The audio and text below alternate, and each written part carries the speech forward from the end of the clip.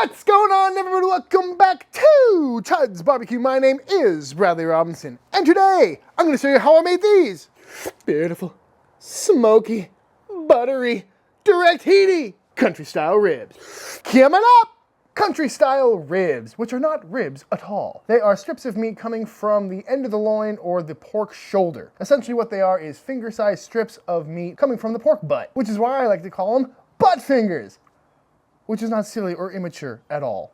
You can find them bone-in or boneless. If they're bone-in, it's simply just the shoulder blade from the pork shoulder. And to me, I think they are a very underutilized cut of meat, especially for the backyard barbecuer. That being said, today we're making butt fingers, and they are going to be delicious. Here!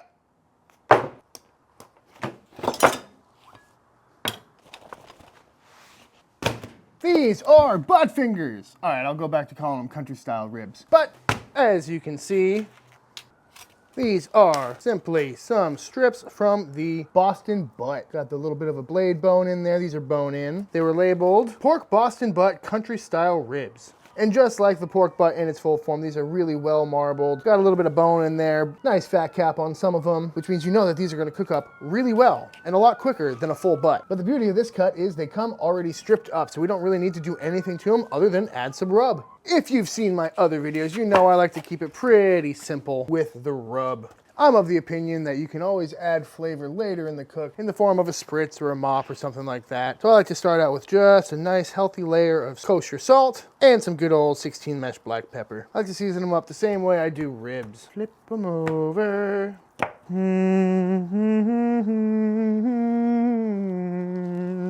S&P is good for me. Could go through with a more complex rub, you know, throw some paprika or some sugar in there. But in my experience, the finer powdery spices tend to burn, as well as sugar added too soon. And also it can kind of mask the meat a little bit too much and impede smoke adhesion. Is that a word?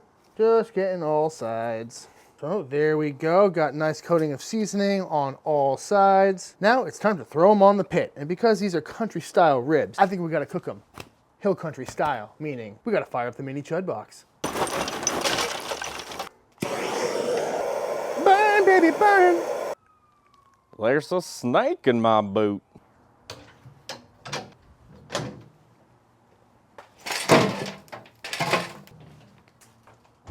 Now that this here mini chud box is up to temp, rocking at a solid 300 degrees, it's time to throw on these country style ribs.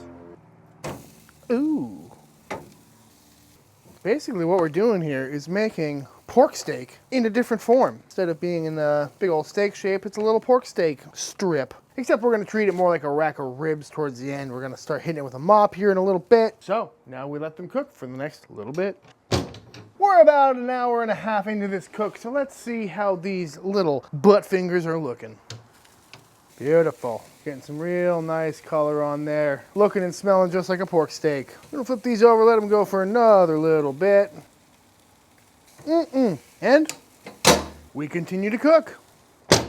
And for the record, folks, you don't need a chud box to do any of these recipes. If you have a tomato style cooker or an ugly drum, or even just a pile of cinder blocks, anything to get your meat about a foot above the coals will get you the same results. And it's a super fun way to cook. Not quite smoking, not quite grilling, but all this smoke is coming from all the liquid and fat coming out of the meat, dropping down, hitting the coals, creating some wonderful flavors that you're not gonna get with any other style of cooking. But the most fun part about cooking hill country style like this is using the mop. I've made mop sauces before in a couple of other videos, so this one's not gonna be too much different. And as always, I'm gonna start off with a stick of butter in.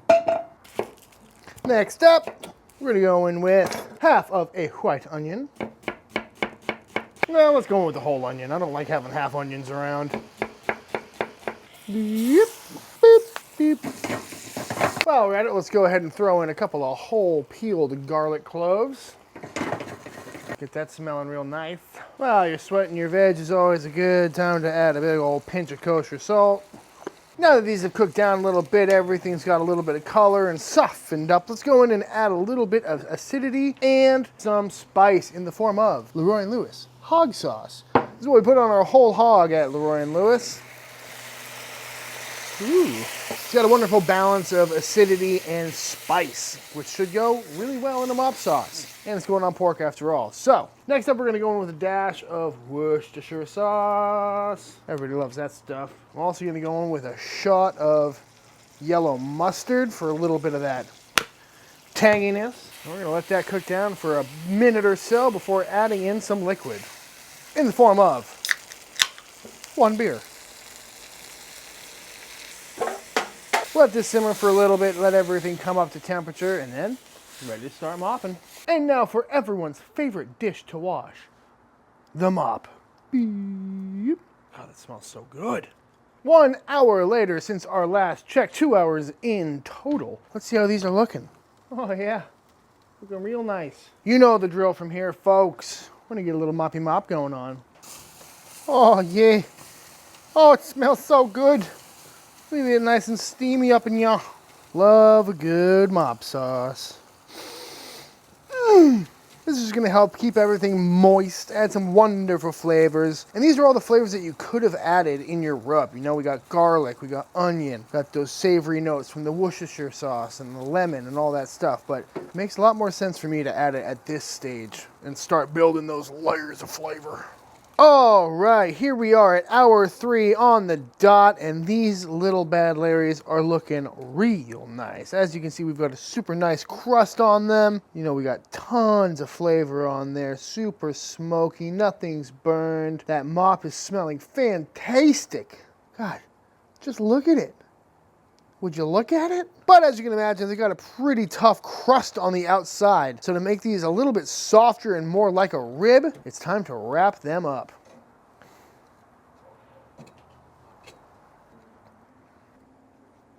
Come on. Beautiful. Oh, oh, oh, oh.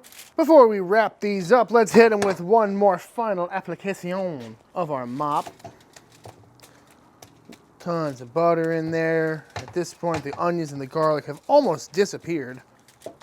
And it's at this stage you can pretty much do whatever you want. If you want to throw some barbecue sauce in there, now would be the time to do that. I'm going to finish off this mop sauce here. You know what? I'm just going to put them all in there. All the garlic and onions and everything. And then to add a little bit more of a rib vibe, I'm gonna go in and toss some brown sugar on top. Add a little bit of sweetness. We got plenty of savory and acidity from the mop, all that Maillard from the cook. I think a little bit of sweetness will do this very nicely. And then of course we're gonna go in with a little barbecue sauce. This is your classic, my go-to salt lick sauce. Kind of a mustard sauce, kind of a sweet sauce. I'm just gonna go all over with that. And then we're simply gonna wrap it up, toss it back on, let everything kind of steam, let all the sugar dissolve, and let everything get nice and soft and nice and tender. So back on the heat it goes.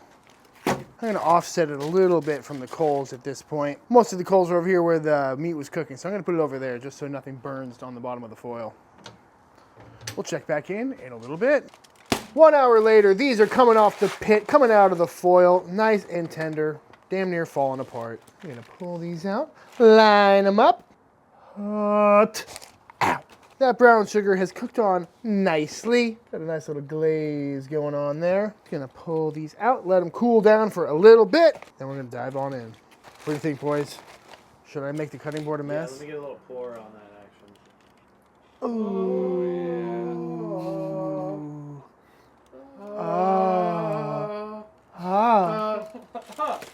We're gonna cook some country style ribs. God damn it, you know that good shit. You gotta do. It's the worst video. I know, dude. The garlic is redonkulous. Dude, Yeah, it's so good. these like sugary onions. That's like there's brown sugar in there.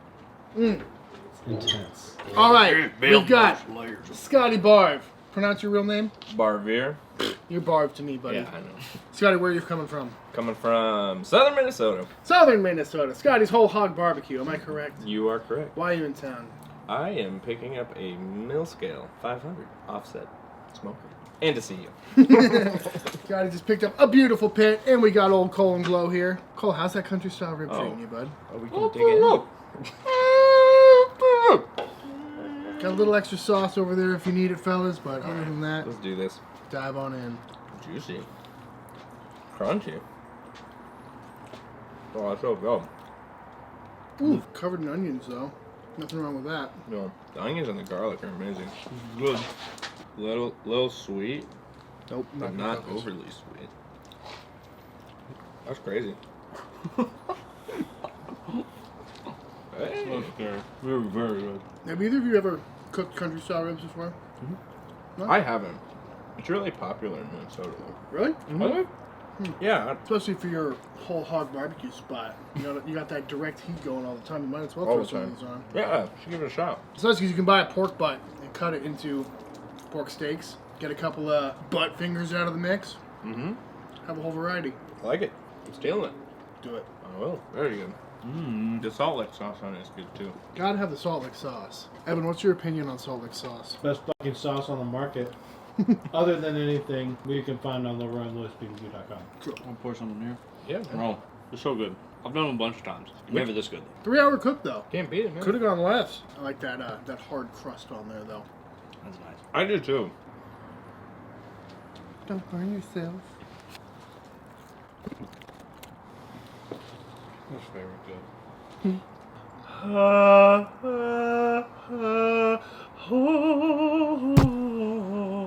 Oh. And it is going to be delicious. Alright y'all, and that is it. That is my version of how to make country style ribs. I highly recommend giving this one a try if you've never tried this cut before. It's a perfect marriage between a pork steak and a spare rib. Super cheap cut for experimenting, and depending on what kind of rub or sauce or mop you use, you can really make this recipe your own. But if you do give this a try, be sure to tag me on Instagram at ChudsBBQ. I love to see what y'all are cooking. Please subscribe to the channel. It helps me out so much. Head over to ChudsBBQ.com for all pit inquiries and all that good stuff. And if you're in the greater Minnesota area, be sure to look up Scotty's Whole Hog Barbecue. That guy knows what he's doing. But until the next time I see you, please go cook something outside. Peace!